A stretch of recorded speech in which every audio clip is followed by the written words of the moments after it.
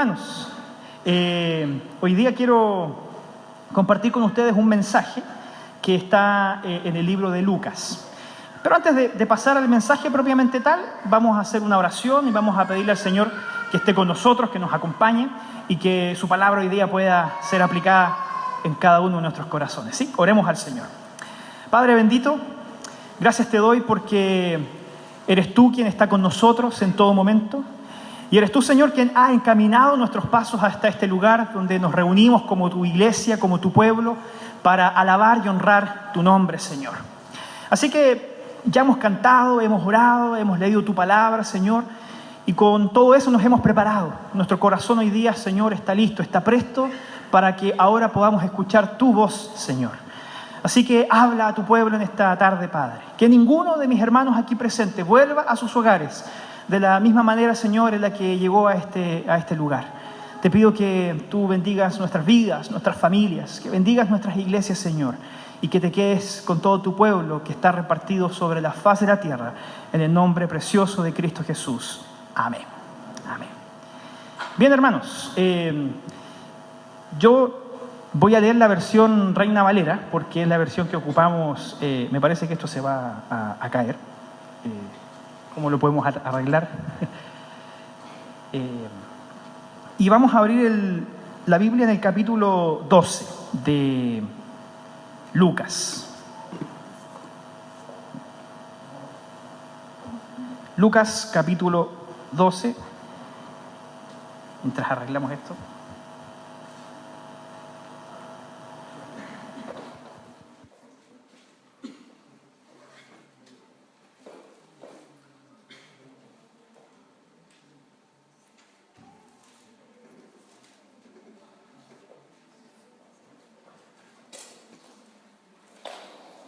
Y sí. Bien. ¿Tienen su Biblia ya en Lucas 12?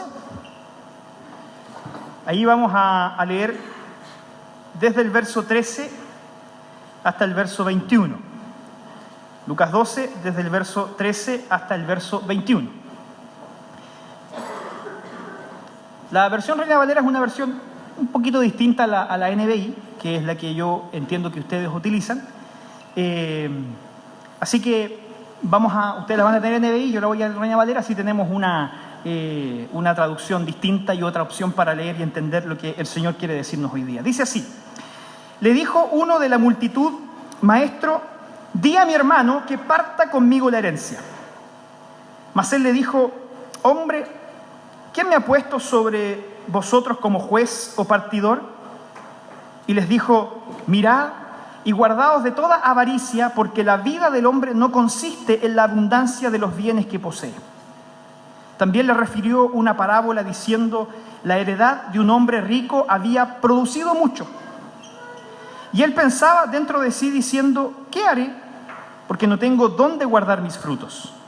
Y dijo: esto haré, derribaré mis graneros y los edificaré mayores, y allí guardaré todos mis frutos y mis bienes. Y diré a mi alma: alma, muchos bienes tienes guardados para muchos años. Repósate, come, bebe, regocíjate. Pero Dios le dijo: necio, esta noche vienen a pedirte tu alma, y lo que has provisto, ¿de quién será? Así es el que hace para sí tesoro y no es rico para con Dios. En esta historia que nosotros vemos, el Señor se encuentra con un hombre, y este hombre viene con una inquietud en su corazón. Y fíjense que la Biblia hace eco a una serie de temas en nuestra vida, no reservándose ninguno de ellos. Y es por eso que a mí me gustaría destacar en primer lugar lo siguiente.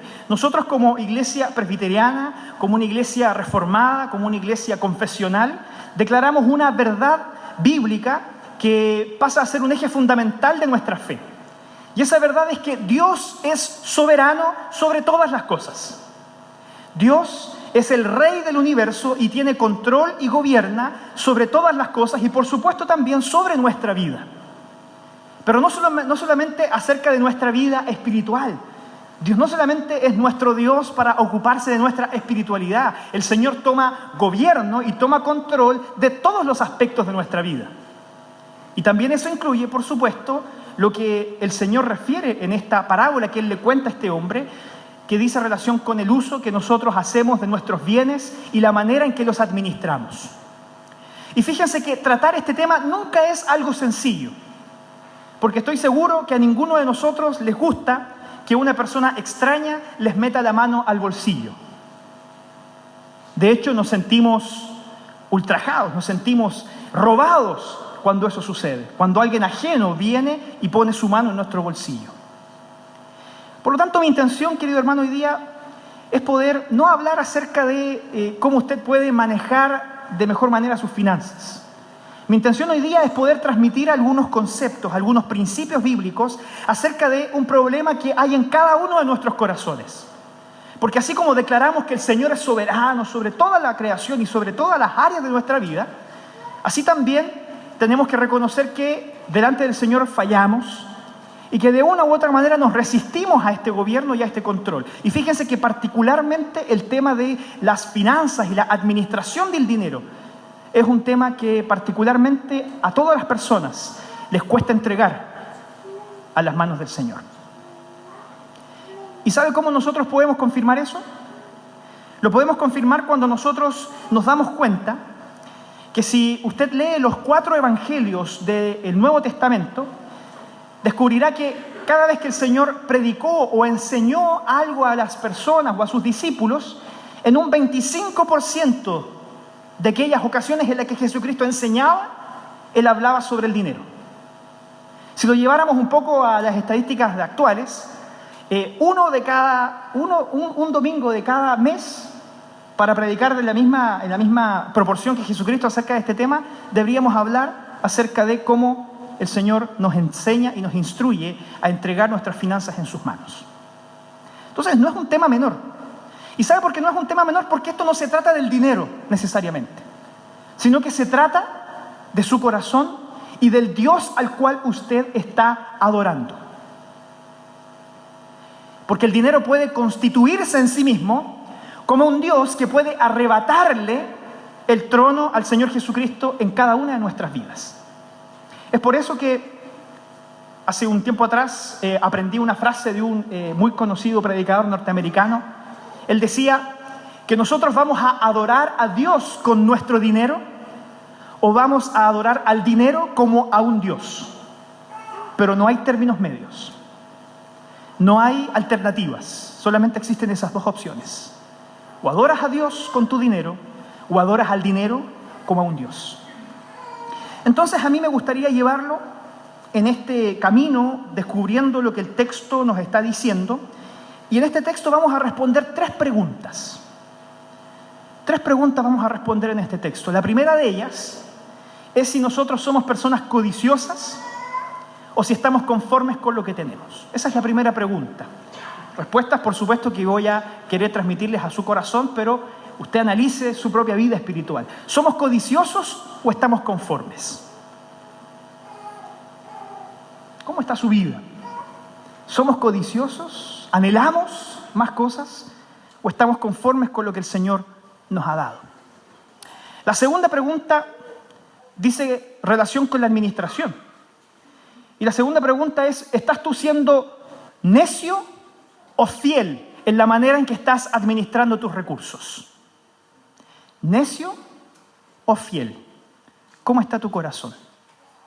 Y la última pregunta que vamos a responder es si nosotros consideramos nuestros bienes como un Dios o como un regalo de Dios. Esa es la tercera pregunta. ¿Un Dios o un regalo de Dios? Así que vamos a partir por el principio. Vamos a comenzar con la primera pregunta. ¿Somos codiciosos o estamos conformes? Esto es lo que nos dice el texto que acabamos de leer. Un hombre se acerca a Jesucristo. Jesucristo acababa de enseñar acerca del infierno. Jesucristo había estado enseñando acerca de la condenación de las almas. Y se acerca un hombre y tiene la oportunidad, una oportunidad única que muy pocas personas tuvieron en la historia, de hacerle una pregunta al Señor Jesucristo. Miren qué maravilloso. ¿Qué pregunta usted le haría a Jesucristo si lo tuviese al frente por una sola vez en su vida? ¿Qué pregunta le haría? Bueno, este hombre se acercó y eligió una pregunta. Y le dijo: Señor, ¿cómo puedo tener más dinero en esta vida? Esa fue su pregunta. Había un problema familiar. Al parecer el padre de este hombre había fallecido y probablemente había una disputa por la herencia. Y este hombre va donde Jesús para que le indique o le instruya a su hermano para que repartan lo que a cada uno le correspondía. Y entonces vemos que esto que la Biblia anuncia sigue siendo tremendamente relevante y significativo, porque si nosotros vemos nuestra propia realidad hoy día, es indudable que esto pasa hasta en las mejores familias. Fallece un familiar y en vez de la familia unirse, respaldarse, apoyarse para vivir el duelo, para salir adelante, para seguir viviendo, muchos hermanos terminan contratando abogados para reclamar las herencias, para reclamar las propiedades, para reclamar lo que les corresponde. Y eso muchas veces termina dividiendo las familias. ¿No es algo que sucede habitualmente? No solamente sucedía en aquella época, sigue sucediendo hoy día. ¿Y sabe cuál es la razón de eso? Que nuestro corazón pecaminoso considera a las propiedades, a los bienes y a los recursos como un Dios en sí mismo. Y cuando alguien se mete con nuestro Dios, nosotros nos defendemos. Y eso es lo que estaba pasando con este hombre. Entonces, por eso el Señor Jesucristo, una vez que este hombre se le acerca y le hace esta pregunta, el Señor enseña a toda la congregación que estaba reunida: cuídense de la avaricia. Cuídense de la avaricia. Y la avaricia, Jesucristo la define como aquel deseo de poder adquirir más y más posesiones y amarlas a tal grado que uno no está dispuesto siquiera a compartirlas con nadie. Amar las posesiones significa no poder dejar de pensar en ellas. Es desvivirse por ellas. Es tener una preocupación tal de ni siquiera poder salir de vacaciones por el temor de que alguien entre durante tus vacaciones a tu casa y te robe lo que te pertenece. Hay personas así. Hay personas que aman las cosas terrenales de una manera que incluso les impide disfrutar de la vida y disfrutar de ellas. Entonces, hermanos, muchos en su corazón, muchos de nosotros en nuestro corazón pecaminoso, hemos anhelado en querer adquirir cosas que nos gustan, cosas que anhelamos, cosas que deseamos, e incluso cosas por las cuales estamos dispuestos a endeudarnos. Endeudarnos por muchos años para así obtenerlas. Y el tema aquí, hermanos, no tiene que ver con que el endeudamiento sea algo malo. Mi propósito es que veamos y analicemos en nuestro corazón si realmente estamos utilizando sabiamente lo que el Señor nos ha entregado y lo que el Señor nos ha regalado. ¿Eres una persona codiciosa o una persona conforme con lo que el Señor le ha dado? Entonces, el Señor nos dice que la manera en que nosotros podemos guardar nuestro corazón de la avaricia es por medio de la adoración. Porque de eso se trata. Es cosa de que usted también vea hoy día la publicidad que está en la televisión constantemente. ¿Cuál es el objetivo de la publicidad? Generar en usted necesidades que antes de usted no sabía que tenía. Cuando yo prediqué este sermón en mi congregación allá en Concepción, les mencioné que durante esa semana había visto un infomercial. Seguramente usted también ha visto muchos en la televisión, que promocionaba un trapeador mágico. Y este trapeador mágico tenía como único objetivo ahorrarle a usted el trabajo de trapear, porque prácticamente usted lo dejaba parado en medio del lugar donde quería trapear y él hacía toda la pega solo. Atrapaba las pelusas, desinfectaba el piso, qué sé yo. Entonces empiezan a generar necesidad de decir: en realidad yo necesito ese trapeador. No me basta con el que tengo, ¿cierto? Y el desinfectante. Necesito ese trapeador. Y hoy día muchas veces La publicidad en la televisión, en las revistas, en el diario, cuando usted camina por la calle, en esas grandes gigantografías, tiene como propósito que usted caiga en esta trampa de adorar a este Dios, que es el dinero, por el cual usted puede adquirir bienes y servicios que hacen su vida más cómoda y más feliz. Entonces, hermanos, esto se trata de la adoración. ¿A qué Dios estás adorando tú? ¿Al Dios que creó todas las cosas y a quien le pertenecen todas las cosas? ¿O estás adorando aquellas cosas visibles, terrenales, que están aquí y que nos generan ciertamente un placer y un beneficio temporal? Pero usted muy bien sabe, incluso mejor que yo, que así como las cosas vienen, esas cosas también desaparecen. Si no, pregúntele a Job, que en el Antiguo Testamento nos dice que tenía muchas posesiones y en un día él perdió absolutamente todo. Y así puede suceder. Dios quiera, por supuesto, que ninguno de nosotros tenga alguna tragedia de esas características. Pero muchas veces el Señor desnuda los dioses de nuestro corazón a través de las pruebas. Esto se trata de adoración. ¿A quién estás adorando?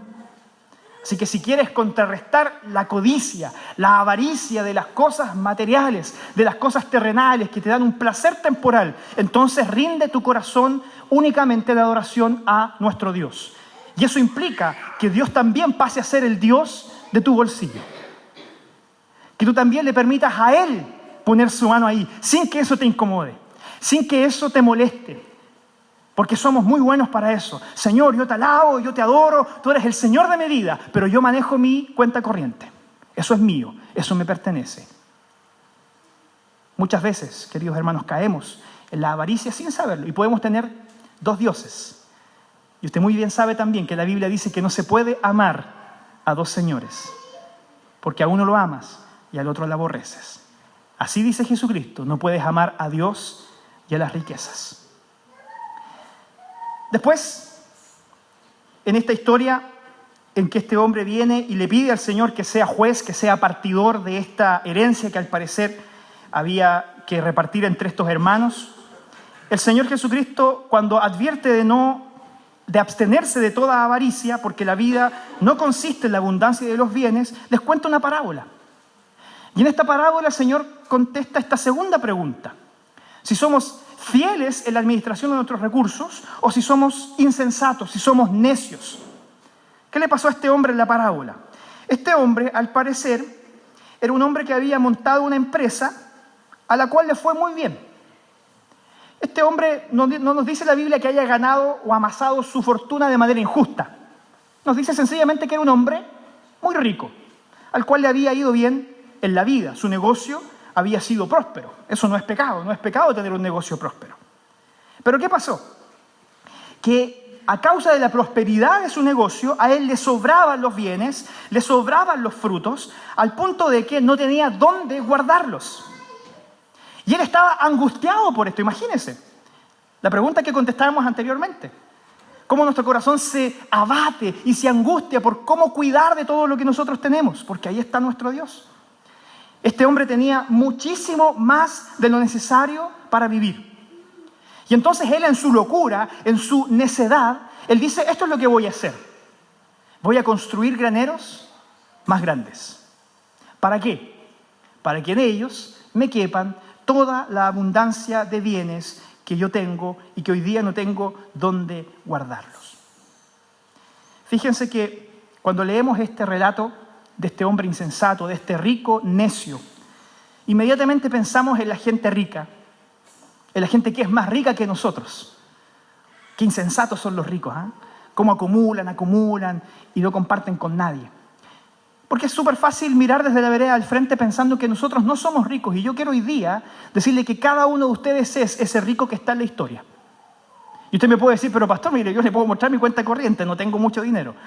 Pero fíjese que hay una estadística a nivel mundial que dice que si tú tienes en tu casa un techo, comida en el refrigerador, servicios básicos de luz, agua y algo para calefaccionar el agua, como gas o algún otro tipo de combustible, y si además tú tienes vestido con lo cual abrigarte, ya eres más rico que el 80% de la población mundial.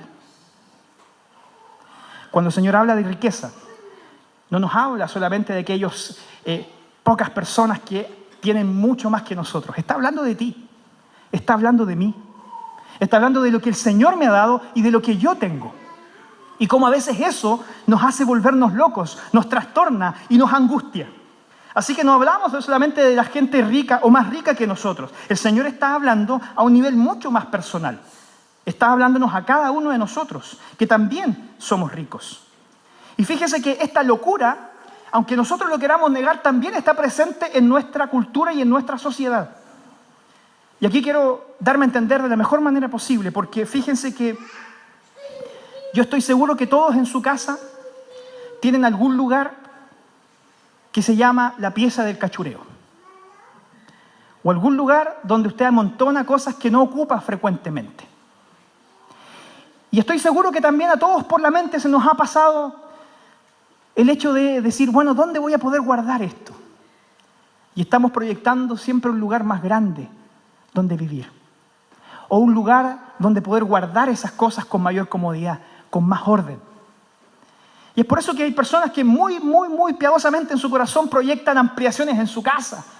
Mansardas, ampliar la pieza, hacer un closet más grande. ¿Para qué? Para guardar lo que tenemos. ¿No le suena familiar eso? ¿No le suena similar a lo que hacía este hombre necio? Querido hermano, yo quiero que me entienda bien. No es malo que usted quiera ampliar su casa. No es malo que usted quiera construir una mansarda para tener más espacio. Siempre y cuando en su corazón usted le dé el espacio debido al dinero, siempre subyugado y sometido a su amor y entrega por el Señor Jesucristo. Pero muchas veces caemos en la misma locura que el necio, cuando le damos a los bienes materiales una importancia que en realidad ya no tiene. Y ahí tenemos que guardar nuestro corazón, porque fácilmente podemos caer y podemos pecar. Queridos hermanos, no es pecado ganar dinero. No es pecado anhelar tener cosas bonitas. No es pecado tener un nivel de vida en el cual usted diga, me va bien. Pero el problema es cuando esas cosas nos sirven a nosotros mismos. Cuando nuestro Dios soy yo, solo yo y nada más que yo. Y cuando todas esas cosas que yo he logrado acumular me sirven solamente al único propósito de glorificar y ensalzar mi propia gloria y mi propia vida. Y yo le pregunto, de toda esa abundancia que nosotros tenemos y que incluso a veces nos sobra, ¿qué hay para el Señor? ¿Qué hay para los más necesitados? Tenemos dentro de nuestro propósito y de nuestro corazón adorar a Dios con nuestro dinero, sabiendo que eso implica compartir lo que tengo con los que menos tienen. ¿Usted sabe lo que el apóstol Pablo dice en una de sus epístolas a los hombres que robaban y que se convertían a la fe? Muchos que eran ladrones llegaban a la fe, sí, eran impactados por el evangelio de Jesucristo. Y Pablo les decía, si usted robaba, no robe más. Eso es deshonesto, eso es pecado. Lo que tú tienes que hacer es trabajar. ¿Para qué? ¿Para comprarte una casa muy bonita? Ciertamente. Pero Pablo dice, para que puedas compartir con el que padece necesidad. Administrar sensatamente, sabiamente, fielmente lo que el Señor te ha dado, implica también considerar que esos recursos no solamente son para servirnos a nosotros mismos, son para servir a Dios y son para servir al prójimo. Porque recuerda que en eso se resume la ley. Amar a Dios con todo nuestro corazón y amar al prójimo como nos amamos a nosotros mismos. Y esto es súper significativo, y usted me va a disculpar después del culto, usted si quiere se acerca y me reta, pero fíjese que nos cuesta tanto esto de amar al prójimo como a nosotros mismos. Porque la Biblia nunca habla de autoestima, ¿se ha dado cuenta? La Biblia nunca habla del amor a sí mismo. ¿Sabe por qué? Porque la Biblia presupone que tú te amas suficientemente como para seguir promoviendo el amor a ti mismo. El Señor dice, así como te amas a ti mismo, así como anhelas cosas bonitas para ti, así como tú quieres una buena vida para ti, anhela lo mismo para tu prójimo. Pero cuando tenemos que ayudar al otro, vamos al closet y sacamos de lo que nos sobra. Sacamos lo que está roto, sacamos lo que ya no usamos hace mucho tiempo. Cuando vamos a la despensa y pasa alguien y tenemos que ir en ayuda a alguna persona, vamos y sacamos lo que nos sobra. Eso es amar al prójimo como nosotros nos amamos a nosotros mismos, hermano. Eso realmente es servir a nuestro hermano que está en necesidad. Si no cambiamos esa actitud primero en nuestro corazón, hermanos, déjeme decir que estamos siendo necios, que estamos siendo insensatos en la manera en que administramos nuestros recursos. La Biblia consistentemente nos enseña a servir a Dios con lo que tenemos, el diezmo. Estoy seguro, no vamos a tratar ese tema hoy día, pero estoy seguro que ya ustedes lo tienen claro y lo han enseñado y lo han instruido sabiamente. Pero no solamente servir a Dios, es servir al prójimo. Como también queremos para nosotros esas cosas bonitas, anhelarlas también para otro. Querido hermano, es una necedad el amar al dinero como deberíamos amar solamente a nuestro Dios. ¿Sabe por qué? Porque finalmente esto se resume en la tercera pregunta. Y el verso 21 que nosotros acabamos de leer del texto dice: así es el que hace para sí tesoro y no es rico para con Dios. Esta parte responde a la última pregunta. La última pregunta es: ¿tú consideras al dinero como un Dios o como un regalo de Dios? Y fíjese que cuando vemos este texto en la Biblia, Él nos responde que nosotros podemos ser infinitamente ricos materialmente, pero así también podemos ser infinitamente pobres espiritualmente. Porque eso afuera es verdad. Tú vas a un trabajo, tú vas a cualquier otro lado y la gente te trata por cómo tú eres, con cómo tú te ves, por lo que tienes. Pero el Señor nos manda a vivir una contracultura. Nos manda a oponernos a esta horrorosidad de tener al dinero como un Dios en el mundo. Esto es algo, queridos hermanos, que daña a las sociedades, que destruye las relaciones de los hombres. Y eso es algo que no debe existir en la iglesia. Debemos amarnos, no por lo que tenemos o por cómo aparentamos, sino que por lo que somos. ¿Y qué es lo que somos? Somos hijos de Dios. Somos hermanos en la fe. Somos parte de un mismo pueblo, llamados a amarnos los unos a los otros. Hermanos, no veamos al dinero como un Dios, porque si fuera así, entonces nuestra alma, así como la de este rico insensato, va a estar perdida. Va a estar perdida. Porque la Biblia también nos da testimonio de que cuando Jesucristo se hizo hombre, Él mismo en la gloria era rico y se despojó de toda esa riqueza para hacerse pobre como uno de nosotros. Y nos dice la Escritura que Jesucristo vivió sin pecado, que murió en la cruz y murió en nuestro lugar para perdonar nuestros pecados. La Biblia dice que Jesucristo se convirtió en el rescate por muchos. ¿Sabe por qué? Porque Jesucristo lo que hizo en la cruz fue pagar tu deuda. Él pagó tu deuda. Nuestra deuda fue pagada por el Señor Jesucristo en la cruz. Así que los que no conocen a Jesucristo son pobres para con Dios. Están endeudados con Dios. Y ciertamente, usted conoce el dicho, no hay plazo que no se cumpla, ni deuda que no se pague. Todos van a pagar su deuda con Dios. Algunos la tendrán que pagar en su propia carne, cuando sean enviados al lago de fuego. Pero nosotros tenemos la bendición de que nuestra deuda con Dios, que nuestro pecado ya fue cancelado, ya fue pagado. Jesucristo en la cruz nos perdonó la deuda. Así que, queridos hermanos, yo los invito a que podamos ser espiritualmente ricos. A que, como dice el Señor Jesucristo, no hagamos tesoros en la tierra, sino que tengamos tesoros en el cielo. Que invirtamos en nuestra vida espiritual, que es muchísimo mejor que invertir en las cosas terrenales. Porque el día que tú partas de este mundo, no te vas a llevar absolutamente nada más que tu alma. Y si no has invertido sabiamente en tu alma, cuidándola en el Señor Jesucristo, entonces también la puedes perder.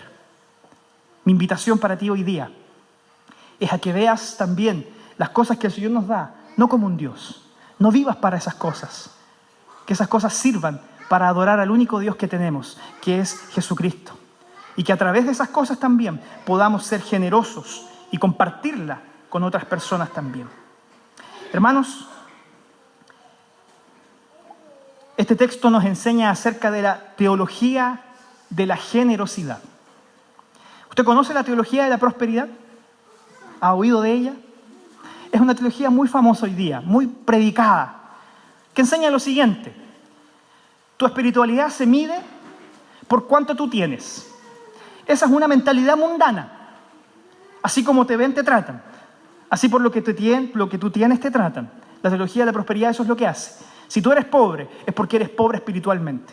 Si tú no tienes riquezas, es porque tú no has entregado tu vida por completo al Señor. Eso, hermanos, es una mentira, es una falacia. Eso es algo que debemos desechar por completo y apartarnos de esa teología. Hoy día, este texto y la Biblia nos enseña la teología de la generosidad. Todo lo que Dios te ha dado, que tú puedes considerar mucho o poco, te lo ha dado como un regalo para que lo utilices sabiamente, para que lo administres sabiamente, para que glorifiques al Señor con ello y lo recibas como aquel regalo también de la salvación, algo que no ganaste, algo que no conquistaste por tus méritos, algo que solamente conseguiste porque Dios te amó primero. Querido hermano, con esto termino. El Señor nos ha dado recursos para pagar nuestras cuentas, para cuidar de nuestra familia, para cuidar de nuestra iglesia, para dar a los más necesitados, para atender a la viuda, al huérfano y al extranjero. ¿Y sabe la promesa hermosa que vamos a recibir también cuando estemos en la presencia del Señor? Jesucristo enseña y dice, cuando viene su siervo, al cual le dio talentos y prosperó con esos talentos, le dijo: buen siervo fiel, sobre un poco has sido fiel, sobre mucho te pondré. Sea que el Señor te ha dado poco o que te ha dado mucho, todo te lo ha dado porque sabe y te conoce y sabe cuáles son tus necesidades. Adminístrala con sabiduría, no seas necio, no ames las cosas terrenales más que al Señor, porque la recompensa la recibiremos cuando estemos en la gloria.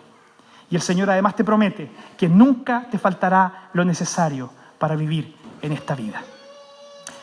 Practiquemos y vivamos la teología de la generosidad que Dios tuvo con nosotros y de la que nosotros debemos tener también con nuestro prójimo, con nuestra iglesia y con el Señor. Que el Señor te bendiga y que estas palabras puedan hacer eco en tu corazón, así como las han hecho primeramente en mi corazón, y que no las olvidemos fácilmente, porque es la palabra del Señor. Amén. Vamos a orar y darle gracias al Señor por lo que Él hoy día nos ha enseñado.